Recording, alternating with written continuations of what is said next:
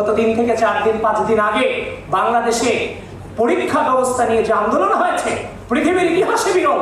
এই ধরনের ঘটনা পৃথিবীর ইতিহাসে কোনো দেশে মনে হয় না পুনরাবৃত্তি ঘটেছে, যে পরীক্ষার প্রশ্নপত্র কঠিন হওয়ার কারণে, গার্ড কঠিন হওয়ার কারণে রাস্তায় নেমে বলছে গার্ড কমাই দিতে হবে, আমার প্রশ্নপত্র সহজ করে দিতে হবে। আরে ভাই, মামার বাড়ির আবদারটা কি হলো? আরে ভাই, জিপিএ 5 তো ম্যাটার করে না। একটা সময় দেখতাম আমাদের ভাইরা 3.5 পাইছে, এলাকার মানুষ এসে দেখতো সে 4 পাইছে, 3.5 পাইছে, 4.50 পাইছে। আর এখন জিপিএ 5 পেলে কেউ কাউকে করে না। সুতরাং শিক্ষা ব্যবস্থার মানকে ফিরিয়ে আনতে চাইনি, এই শিশুদের ভবিষ্যৎ বিনির্মাণ করতে চাইনি, এই বাংলাদেশকে স্বনির্ভর করতে চাইনি। এখানে যে আমরা বসে আছি, আমরাই তো আগামী বাংলাদেশ, আমাদের দ্বারাই তো বাংলাদেশ বিনির্মাণ হবে। নেতৃত্ব মানেই শুধু রাজনীতি না, নেতৃত্ব মানেই হচ্ছে আপনি যদি পুলিশে থাকেন, পুলিশকে অবশ্যই আপনি নেতৃত্ব দেবেন।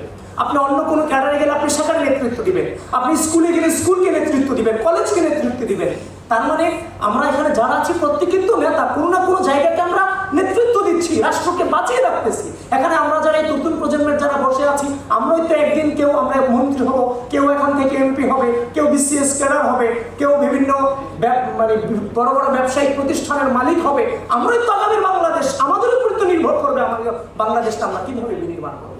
সুতরাং আমরা যদি ওই চায়নার মতো হইতে চাই, স্বনির্ভর হইতে চাই, কিংবা অন্যান্য সিঙ্গাপুরের সম্পর্কে আমাদের সাথে তুলনা করে, মালয়েশিয়ার সাথে আমাদের তুলনা করে, আরে ভাই আমরা অন্য কোনো রাষ্ট্রের মতো হতে চাই, আমরা বাংলাদেশে হইতে চাই, কিন্তু আমাদেরকে ওইভাবে বেড়ে তুললে সিঙ্গাপুরের দিক যাওয়া লাগবে না, চীনের দিক যাওয়া লাগবে না, বাংলাদেশেই তো এই মেধাবী তৈরি হবে। কিন্তু আমরা তো ওইভাবে ছেলে মেয়েদেরকে তৈরি করি নাই বিগত 17টা বছর। আমাদের যাদের বয়স এখন 25 কিংবা 26 কিংবা 30, আমাদের বুঝ হওয়ার পরে বাংলাদেশে আমরা সুশাসন দেখিনি।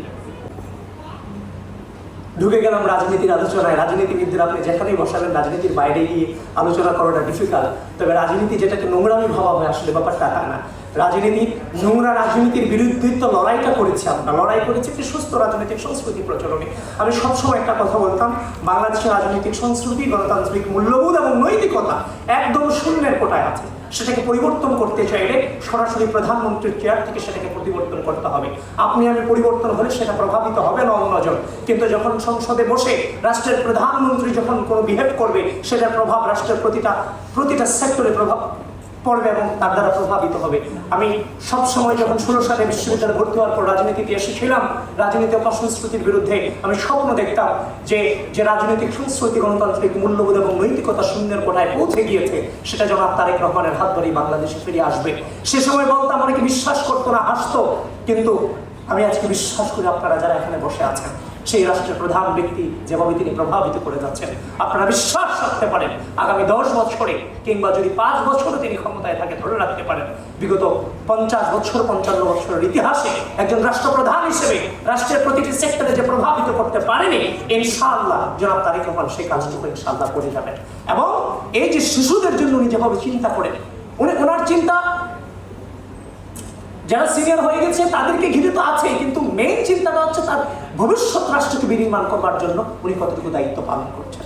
আজকে দেখলাম এখানে শিশুদেরকে নিয়ে নতুন কুড়ির মতোই এক প্রকার এটাকে বলা যায় যে গুপ্তধন বের করে নিয়ে আসা।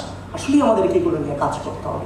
আসেন আমরা প্রত্যেকের জায়গা থেকে প্রত্যেককে টেক কেয়ার করি, আমরা প্রত্যেকের আপনজন হই। আমরা এই জেনারেশনটা, যেহেতু এই যে দেখেন 1971 সালে মহান মুক্তিযুদ্ধ হয়েছে, এই নগরী, এই বাংলা, এটাকে বলা হয় বুলগার তথা বিদ্রোহের নগরী। যুগ যুগ ধরে এই দেশের মানুষ কখনো অত্যাচারকে সহ্য করে নাই, রক্ত দিয়ে স্বাধীনতা অর্জন করেছে।